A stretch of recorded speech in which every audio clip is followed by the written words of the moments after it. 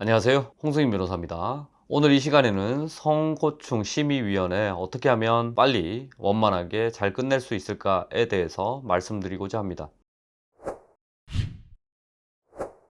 일단 성희롱, 성고충 관련해서 가해자로서 통보를 받게 되면 2차 피해 방지 관련해서 서약서를 작성하게 됩니다. 그 다음에 성희롱 관련해서 또는 성고충, 성폭력 관련해서 감찰 조사를 받게 되는데요. 어떤 분들은 이 사건 자체에 대해서 성희롱 한 사실이 있다 또는 신체 접촉한 사실이 있다, 재빨리 사실관계에 대해서 인정하는 경우가 있습니다. 이렇게 인정하게 됐을 때 또는 CCTV나 카톡 그런 증거 자료를 통해서 어쩔 수 없이 인정하는 경우도 있고요.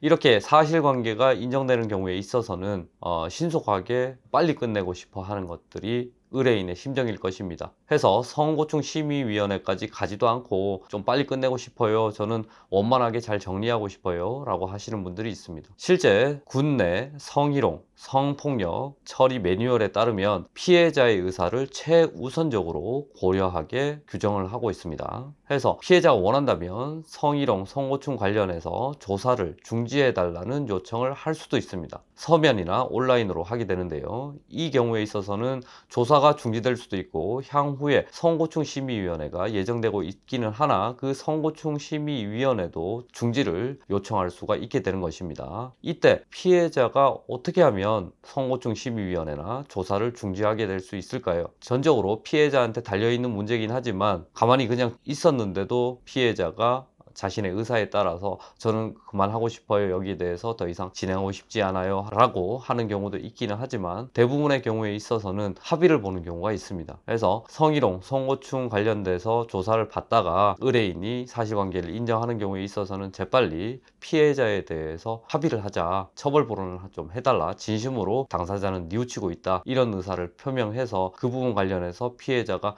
그걸 받아들인다면 조사 중지 요청서를 제출해서 정리하는 방법이 있습니다. 여기서 유의해야 될 점은 의뢰인이 직접 피해자한테 연락을 한다거나 아니면 제3자 피해자의 동료라든지 아니면 가해자의 동료를 통해 가지고 피해자한테 연락을 하게 되는 경우에 있어서는 2차 피해로 또 다른 성고충 심의위원회가 열릴 수도 있고 이 부분 때문에 징계를 또 받을 수도 있다는 점입니다. 해서 여러분들께서는 변호인을 통해서 정상적인 방법으로 합의를 진행하는 것을 권해드립니다. 실제 저 같은 경우에 있어서도 저희 법인에서 피해자한테 연락을 해서 진심으로 가해자들이 용서를 구하고 있다, 진심으로 사죄하고 있다, 그리고 피해자분과는 전혀 다른 부대에서 근무를 하게 될 것이고 앞으로 평생 동안 피해자분 옆에서 근무를 하거나 피해자한테 연락하는 일은 없을 것이다, 이렇게 말씀을 드려가지고 원만하게 합의하는 경우가 있습니다. 물론 그 중간 과정에 있어서는 합의금을 지급하는 경우도 있고요, 또는 진실된 내용의 사죄 편지를 전달해서 그 사죄 편지 내용을 보고